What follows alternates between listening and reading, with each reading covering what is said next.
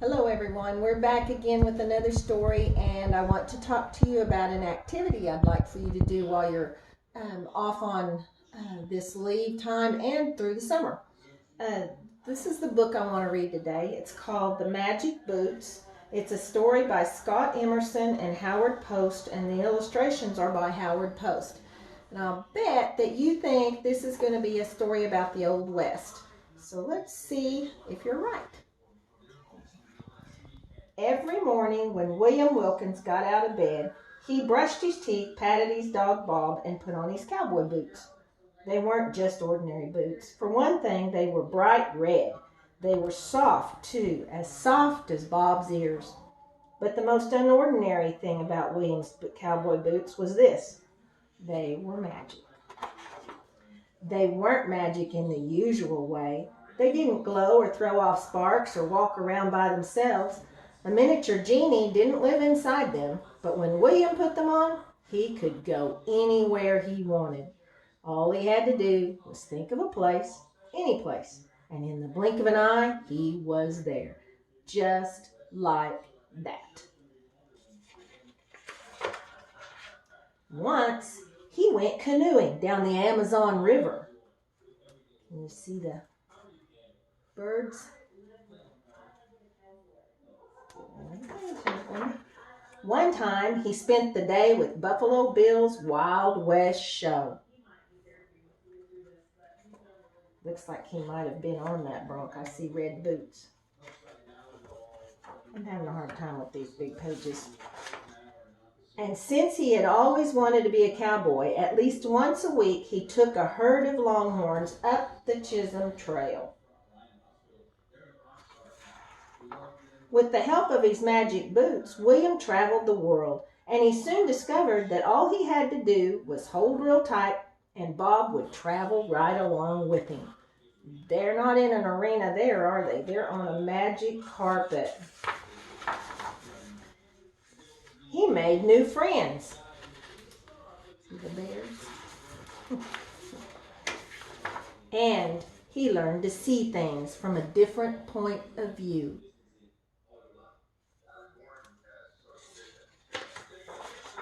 But then one day it happened. The most horrible, dreadful, ghastly, rotten, worst thing William could imagine. His feet would not fit inside the boots. He took his socks off and sprinkled baby powder on his feet. It didn't help. He soaked his feet in ice water, hoping they would shrink, but they didn't. Finally, he faced the awful truth. His feet were just too big. He had outgrown the magic boots. All day long, he moped around, feeling sorry for himself, wishing he didn't have to grow up. His mother tried everything to make him feel better. She even took him to get a new pair of high tops. It didn't help. William couldn't get used to the idea that he would never again explore the Amazon, walk on the moon, or visit the Wild West. That night, he cried himself to sleep, thinking about all the places he would never see again. And suddenly, he was back on the Chisholm Trail, saving the princess from the Black Knight and hang gliding over the Grand Canyon. But when he looked down, expecting to see magic boots, all he saw were his own bare feet. And at that moment, he realized it wasn't the boots that were magic, it was him. In the morning, he bounded out of bed, brushed his teeth until they sparkled, gave Bob a big hug, and put on his new high tops. Then, as William stepped out the back door, he thought of a place far away. And in the blink of an eye, he was there.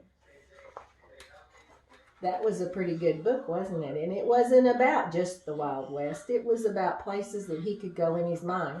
And you know that if you read more books, you get to go a lot more places because each book is a story that takes you someplace else.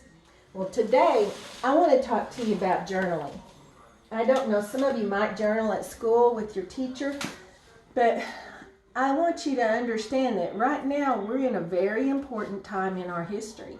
And the way that we know about history, the way we know about what happened in children's lives when they were growing up is through journals that they kept and stories that were passed down. One of these days you're going to be in Coach Prince's Oklahoma history class, and you're going to have to make a journal about the cowboys and the trail riding through the cattle trails that they were on, moving cattle hundreds and hundreds of miles. And part of the research that they have to do for that takes them to old journals that the cowboys wrote. So I want to talk to you about creating your own journal. And you don't have to have a special book. These are some of my journals.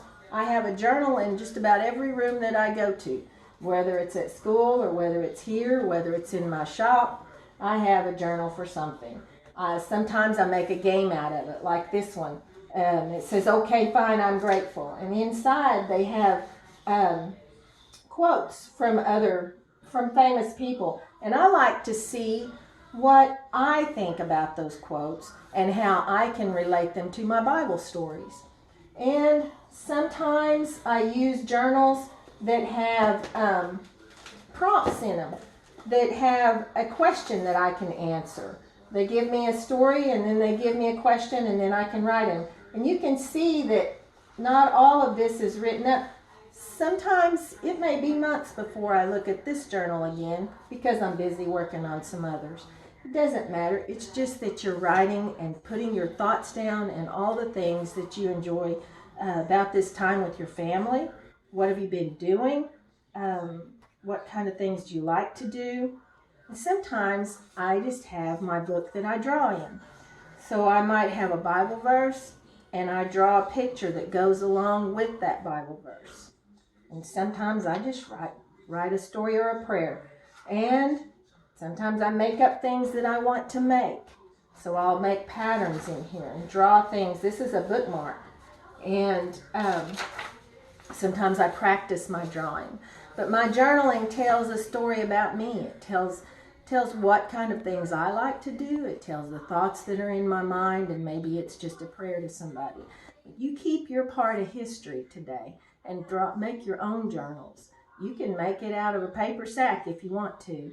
The old cowboys might have had a piece of leather around theirs, or theirs might have been out of some canvas that they had. A lot of times that's the way theirs was. So just about anything you have can make a journal as long as you can draw on it, write on it, or carve. So I hope you've enjoyed our time together this evening. I'll be back soon. I'm sorry it took me so long to get back to this, but we'll have another story and see if we can't have a little fun.